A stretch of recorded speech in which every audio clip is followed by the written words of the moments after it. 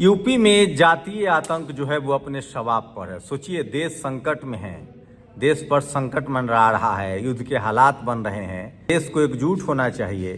समय पाकिस्तान से लड़ने की है, समय आतंकवाद से लड़ने, लेकिन जातिवादी गुंडे भारत के शोषित वंचित समाज से लड़ रहे हैं। जी हाँ,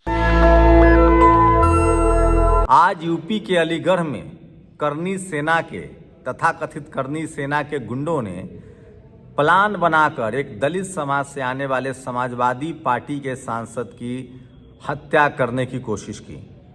ये तस्वीर गौर से देखिए, किस तरह से टायर जमा किया गया था। ये तस्वीर देखिए, रामजीलाल सुमन जो हैं वो चारों तरफ से घिरे हुए हैं। ये तस्वीर देखिए जिसमें सरेआम दिख रहा है कि कैसे गाड़ियां टकराई हैं। उसी यूपी के अलीगढ़ में सरेआम जातिवादी गुंडों ने एक शेड्यूल कास्ट के युवक को कसकर खूब पीटा, खूब मारा।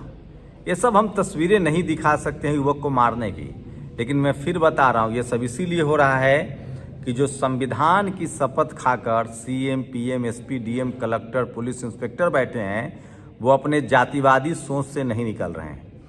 इस देश में चपरासी से लेकर चीफ जस्टिस तक जो संविधान की शपथ खाकर बैठे हुए हैं, वो जब तक नहीं सुधरेंगे इस देश में बदलाव नहीं हो सकता है। नमस्कार, मैं शंभू कुमार सिंह और आप देख रहे हैं नेशनल दस्तक। सोचिए, मैं बार बार आपको कह रहा था कि जातिवाद कितना खतरनाक आतंकवाद है, इसका संकेत मिल गया। एससी समाज से आने वाले रामजीलाल सुमन को किस तरह से जातीय आतंकियों ने, जातिवादियों ने उन पर टायर फेंका, उनकी गाड़ी को रोकने की कोशिश हुई, और ये पूरी तरह से साफ है कि ये एक संस्थानिक हत्या करने की कोशिश थी। सचिन गुप्ता लिखते हैं, अलीगढ़ में क्षत्रिय समाज के लोगों ने सपा सांसद रामजीलाल सुमन के काफिले पर टायर फेंके, हड़बड़ाहट में गाड़ियां अनियंत्रित होकर टकराई। ये सब तब हुआ जब कुछ ही दूरी पर पुलिस तैनात थी।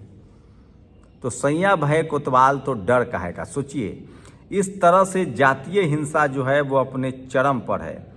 और देखिए किस तरह से तमाम तस्वीरें जो हैं वो गवाह हैं। मैं फिर कह रहा हूँ, इस देश में जातिवाद की जड़ें बहुत गहरी है, और जब तक संविधान पूरी तरह से लागू नहीं हो सकता, और इसके लिए सबसे ज़्यादा जिम्मेदार बहुजन समाज के वो पढ़े लिखे लोग, सबसे ज़्यादा जिम्मेदार नेता हैं जो सामाजिक हितों की रक्षा नहीं कर पा रहे हैं। उसके बाद ब्यूरोक्रेट्स हैं, उसके बाद हम जैसे पढ़े लिखे पत्रकार और आम नागरिक हैं जो इस तरह के जातिवादी हिंसा के खिलाफ नहीं लिख पा रहे हैं। आप यकीन मानिए, एक सांसद सुरक्षित नहीं है, एक राष्ट्रपति नहीं सुरक्षित होती हैं, एक प्रधानमंत्री, मुख्यमंत्री को जेल में डाल दिया जाता है। अगर आप समाज के तौर पे एकजुट नहीं होंगे तो आज आप भले सत्ता के साथ सांसद बने हों, मंत्री बने हों, विधायक बने हों, लेकिन आपकी नस्लें सुरक्षित नहीं हैं। कल हो सकता है कोई मैथमेटिक्स बदले और आज आप सत्ता में हैं और समाज से कटे हुए हैं, समाज के हितों की रक्षा नहीं कर रहे हैं, कल आप पर उल्टा पड़ जाए। जो आदमी सामाजिक हितों से जुड़ा रहेगा, समाज जिसके साथ रहेगा, उसका कोई बाल बांका नहीं कर सकता है। इसी वजह से रामजीलाल सुमन को जरूर समर्थन मिल रहा है। वो समाजवादी पार्टी के सांसद भी हैं। और सोचिए, जिस तरह से हाथों में टायर है, जिस तरह से टायर फेंका गया, इस साफ साफ गुंडागर्दी है। इससे पहले आपने देखा था कि तथाकथित करनी सेना ने हजारों की संख्या में निकलकर तलवार लहराए थे। उसी यूपी में जिसमें एक ओबीसी समाज के युवा ने सम्राट अशोक की जयंती पर तलवार से केक काटा, अपनी गाड़ी पर केक रखा, तलवार से केक काटा, उसको गिरफ्तार कर लिया गया।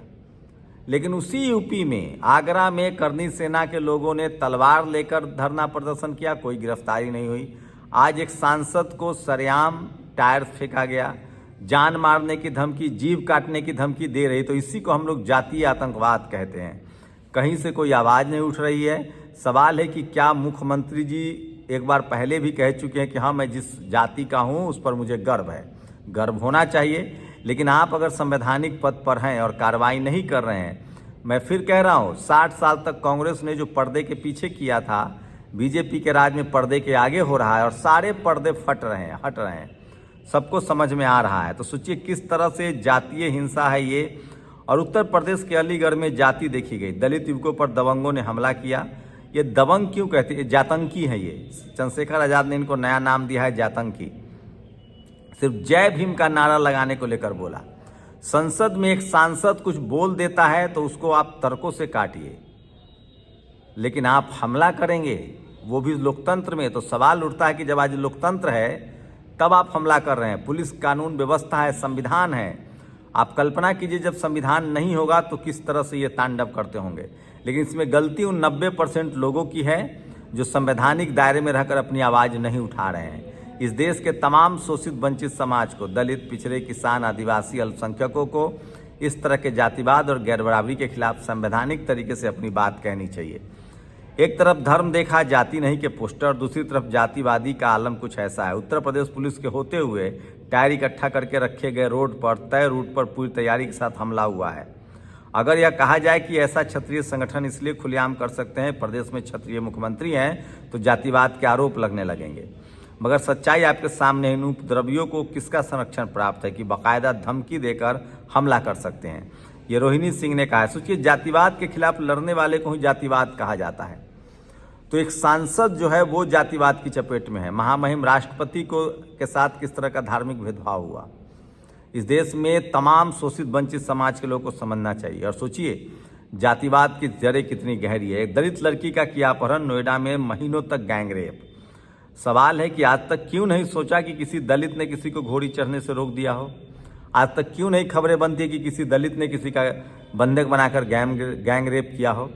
तो ये जाति कुव्यवस्था पर हमला करना पड़ेगा, इसके खिलाफ बोलना पड़ेगा, नहीं तो ये बढ़ता ही जाएगा। और ये आतंकवाद से कई लाख करोड़ ज़्यादा खतरनाक है। ये जहरीला है जो पिछले 1000 सालों से इसी तरह से लोगों को मार रहा है। धीरे धीरे ही सही, लेकिन बहुजन समाज के नेता जो हैं अब जागरूक होने लगे हैं। तेजस्वी यादव उस पीड़ित परिवार से मिलने गए आरा में, बिहार के आरा में एक जातीय आतंकी ने सरेआम फायरिंग की जिसमें 3 लोगों की मौत हो गई थी। पीड़ित परिवार दलित पिछड़ा था। मेरे लिए आतंकवाद, जातीय आतंक का मतलब है कि जब कास्ट हायरार्की में जो ऊपर हो और नीचे वाले पर हमला करे तो वो जातिवाद है। तेजस्वी यादव वहां पहुंचे, उन्होंने सांत्वना दिलाई। सोचिए, ये जिस तरह से बीजेपी हिंदू मुस्लिम के नाम पर राजनीति करती है, तमाम बहुजन नेताओं को इस तरह से राजनीति करनी पड़ेगी। देर से ही सही तेजस्वी यादव वहां गए, न्याय का भरोसा दिलाया है। आज पटना में ये देखिए, पूर्व विधानसभा स्पीकर उदय नारायण चौधरी के नेतृत्व में ताड़ी बेचने वाले समाज ने एक बड़ा आंदोलन किया और उन्होंने कहा कि हमको लाइसेंस मिलना चाहिए। तेजस्वी यादव उसमें पहुंचे और देखिए किस तरह से ये तस्वीर वायरल है जिसमें लवनी और सिपहा है। तो वो जो किसान कम्युनिटी है, वो जो मेहनत कश कम्युनिटी है, उनके मुद्दे पर अब बात होने लगी है। तेजस्वी यादव हो, अखिलेश यादव हो, तमाम बहुजन नेता इस पर बात करने लगे हैं। उपेंद्र कुशवाहा बात कर रहे हैं, मुकेश सहनी बात कर रहे हैं, अखिलेश यादव बात कर रहे हैं। सवाल है कि धीरे धीरे राजनीति 360 डिग्री घूम रही है। और सबसे बड़ी बात है, विपक्ष का एक सबसे बड़ा दल कांग्रेस जो है अब सोशल जस्टिस के मुद्दे पर आ रहा है। काश बहुजन लीडरशिप वाली पार्टियों में बहुजन एकता होती तो ये हालात न होते। और सोचिए संविधान की ताकत। ये तस्वीर है, भेड़ बकरी चराने वाले भी आईपीएस बन सकते हैं। ये है भीमराव अंबेडकर जी की देन, जहां संविधान माध्यम से रोक दिया गया। ये एक बकरी चरवाहा हैं, अभी भी बकरी चराकर इन्होंने पढ़ाई की, न कोचिंग न कुछ भी। उसके बाद ये भी आईपीएस बने हैं। सोचिए, इस देश के मेहनत कश लोगों को मौका मिले तो वो क्या करेंगे। इसलिए मैं कह रहा हूँ, और उसके बावजूद भी बेईमानी की तमाम खबरें जो हैं वो सोशल मीडिया पर आ रही है। यूपीएससी में इस बार भी जमकर बेईमानी हुई है। इंटरव्यू के नाम पर जमकर नंबर काटे गए हैं। और सामान्य श्रेणी का छात्र पीएचडी प्रवेश परीक्षा में फेल हुआ तो ईबीएस श्रेणी में डालकर पास कर दिया। इस तरह की बेईमानी जो है इस देश में लगातार चल रही है और उसके कुछ नतीजे दिखाऊंगा। आप कल्पना कर सकते हैं, जो आपको चपरासी नहीं बनने देना चाहते हैं वो चीफ जस्टिस बनने देंगे, आपके सांसद पर हमला नहीं करेंगे। तो वो तस्वीर मैंने वो डिटेल से आज खबरें बनाई हैं। और किस तरह की भाषा है, सपा नेता रामजी लाल डलकर मुँह दिए, सुधीर मिश्रा इस तरह की भाषा का इस्तेमाल कर रहा है। तो जब अपने समाज के लोग नहीं बोलेंगे तो, और देखिए देश में मुसीबत में है, देश मुसीबत से अभी घिरा हुआ है। और गाजियाबाद में पुलिस ने अरुण, अमित, वंश, मनु, रंजन, चिराग, परवीन पर एफआईआर दर्ज किया। मैं तमाम शोषित वंचित समाज से अपील कर रहा हूं कि आप किसी भी जातिवादी हिंसा झगड़े में न पड़े। और उत्तर प्रदेश के शामली में ठाकुर समाज के कुछ बुद्धिहीन लोगों ने दलित पर जमकर अत्याचार किया, बेहद डरावना है। तो जातीय हिंसा बढ़ रही है। और सोचिए सबसे महीन जातिवाद कहाँ होता है जिसकी वजह से सारी जड़ है। शशि मार्गी, चिराग अनरिजर्व है, इनको 825 नंबर आया, इनको इंटरव्यू में 210 नंबर मिला। मतलब ये कॉपी खराब लिखती हैं, नंबर इंटरव्यू बोलती अच्छा है।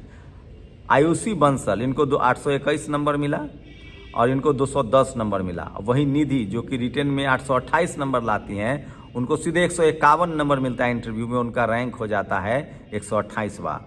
जबकि 210 नंबर मिलने से रैंक हो जाता है 7वां। जहाँ एक एक नंबर के लिए मारामारी हो, वहाँ सोचिए किस तरह से नंबरों की बेईमानी की जाती है। ये वो महीन जातिवाद है जो इस देश को समझना पड़ेगा। पद्मनाभ मिश्र यूपीएससी मेंस में 751 नंबर आता है, इंटरव्यू में 198, कुल अंक 949, रैंक 414 हो जाता है। ऐश्वर्य सूर्या यूपीएससी दलित 772 नंबर, लेकिन इंटरव्यू में 138 नंबर मिलता है, टोटल 910 अंक यानी 843 रैंक आ जाता है। सीधे 400 रैंक का अंतर आता है। ये है भेदभाव, जातिगत भेदभाव है, ये महीन जातिवाद है, जिसको आप जब तक इस पर नहीं बोलेंगे तब तक इसी तरह से आपके सांसद हों या फिर आपके छात्र, इस देश के तमाम 90% लोग जो 10 रोटी में गुजारा कर रहे हैं, जिसमें SC ST OBC किसान और अल्पसंख्यक हैं, सोचिए उनके बच्चों के साथ वही भेदभाव होता है। जातिवाद वो महीन जाल है, जब तक आप नहीं पढ़ेंगे लिखेंगे इसकी काट को समझ नहीं पाएंगे। अपनी राय जरूर दीजिए। शुक्रिया। नेशनल दस्तक की आपसे गुजारिश है कि अगर इसको बचाना चाहते हैं तो नेशनल दस्तक को सब्सक्राइब करने के लिए रेड कलर के सब्सक्राइब बटन को दबाएं, फिर बेल आइकन की घंटी दबाएं। नेशनल दस्तक को बचाने के लिए बहुत जरूरी है कि हर खबर को शेयर करें, लाइक करें, कमेंट जरूर करें।